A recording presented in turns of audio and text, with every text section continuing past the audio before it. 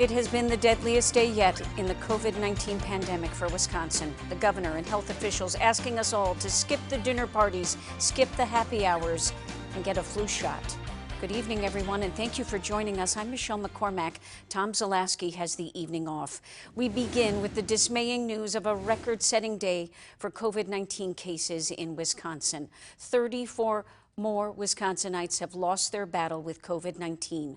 Governor Evers now has that state overflow treatment facility in southeast Wisconsin on standby. It could receive coronavirus patients as early as tomorrow.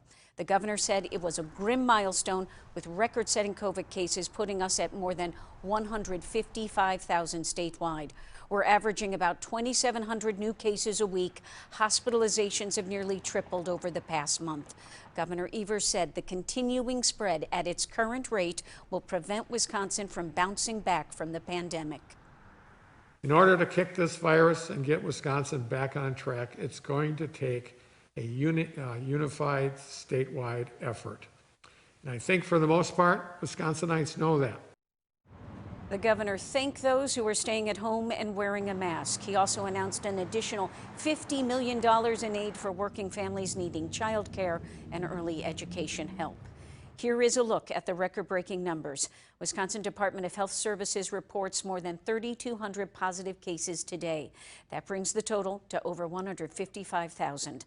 An additional 87 patients have been hospitalized, bringing that total to 950. And today, 34 new deaths, bringing the death toll to over 1,500. Local 5 News is committing time to discuss real issues this election. And in the coming days, we will focus on questions on the local ballot in hopes of giving you, the viewer and the voter, a better understanding of the decisions before us. Tonight, we begin with Rhonda Fox in Greenville, where voters will decide whether a portion of the town will become a village. Some residents of Greenville will face a distinctive question on their November 3rd ballot. Should the east half of the town of Greenville, outlined in red, be incorporated into a village? The primary reason to move from town status to village status is to protect our town borders. By becoming a village, we protect those borders, we ultimately protect our tax base, and then we can stabilize our taxes and level of service. Right along the southern border of Greenville, the village of Fox Crossing made the decision to incorporate for similar reasons. We were formerly the town of Menasha, and now we're the village of Fox Crossing. It was to protect our border and to protect the tax base from annexation. So we had faced annexations from the city of Appleton, the city of Neenah, city of Menasha. The village of Fox Crossing has made some huge gains since incorporation. We've been able to lure several large businesses. We brought the headquarters for Community First Credit Union, Wow Logistics, the headquarters for Secure Insurance. We've been very successful over the last few years. And I do like to think a good chunk of that has to do with us becoming our own community. And with gains, residents of Greenville should expect some losses if they become a village, like the end of the town meeting. That would go away. You'd basically rely on your elected board to make decisions for you. Long term, again, as long as we can protect and stabilize our tax base and level of services, that'll have a profound impact going forward to the future. In Greenville, Rhonda Fox, Local 5 News. Thank you, Rhonda. If this referendum passes, the east side Greenville would become a village, and then the rest of the town would have the opportunity to join the village at a later date. More news now from your local election headquarters. Vice President Mike Pence made a campaign visit in Waukesha today. The outdoor rally at Weldall Manufacturing comes exactly 3 weeks before the election. The vice president said the administration would keep protecting the vulnerable, while Democratic opponent Joe Biden talks about shutting down the economy.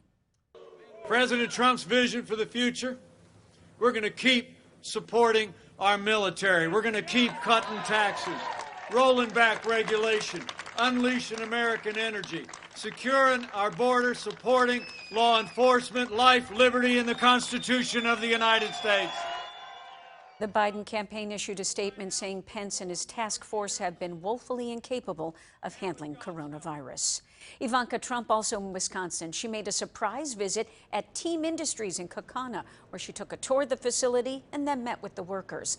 Then it was a visit at Brindlewood Barn in Hilbert, Calumet County. She spoke about her father's support for vocational training to better position young people with family-supporting jobs.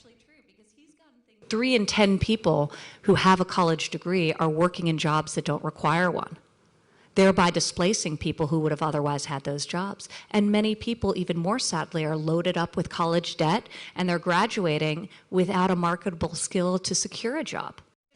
Ivanka said it's time to destigmatize vocational training and send the message that college is not the only path to good-paying jobs in the United States.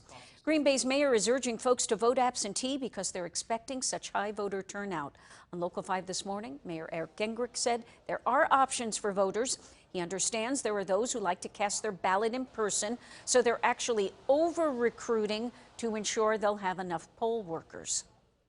We're going to have 16 polling locations across the city of Green Bay for Election Day. We're also going to have early in-person absentee voting happening at City Hall just next week beginning. There are also several secure drop boxes where you can drop off your completed absentee ballot without ever getting out of your car. In local news, a new facility planned for Triangle Hill Sports Area, and it's sure to make mountain bikers smile. As Local 5's Chris Schuler found out, the new biking skills park is expected to break ground in May.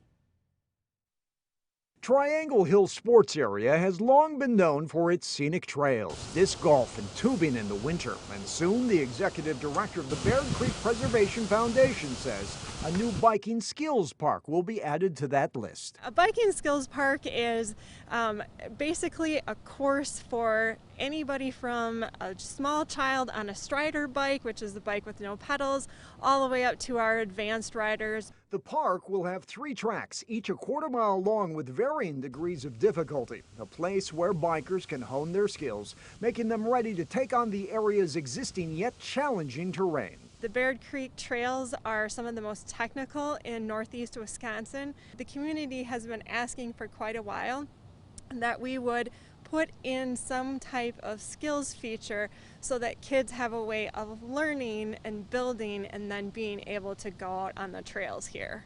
Baseman says this new biking skills park will see lots of use, considering the closest facility like it is in Wausau. Baseman says the foundation's been planning the $300,000 project for 2 years and just kicked off a major fundraising campaign. If all goes as planned, she hopes to break ground next May. We're excited about it being a great fit for Baird Creek and for the riders. I think it's awesome. It's good use of land. I mean, it gives kids and people something to do instead of just a trail if they want to go around and actually bike, go off jumps, and I mean, I think it's a great use of the land. In order to serve the next generation and the next generation, we really need something like this. And once open, the park will be free to use. In Green Bay, Chris Schuler, Local 5 News. Now, Green Bay owns the property, but for 23 years, the foundation has worked with the city to protect and preserve the natural spaces in and around Baird Creek. Well, it's a disorder that can make the skin red and patchy. Coming up in Health Watch, the potential connection between psoriasis and dental health. And President Trump's pick for Supreme Court undergoes her first day of Senate questioning. Gusty winds once again helping us to get into the 60s, but this is all short-lived. When to expect highs to get stuck in the 40s? The forecast is next. You're watching Local 5 News with Tom Zalaski and Michele McCormack.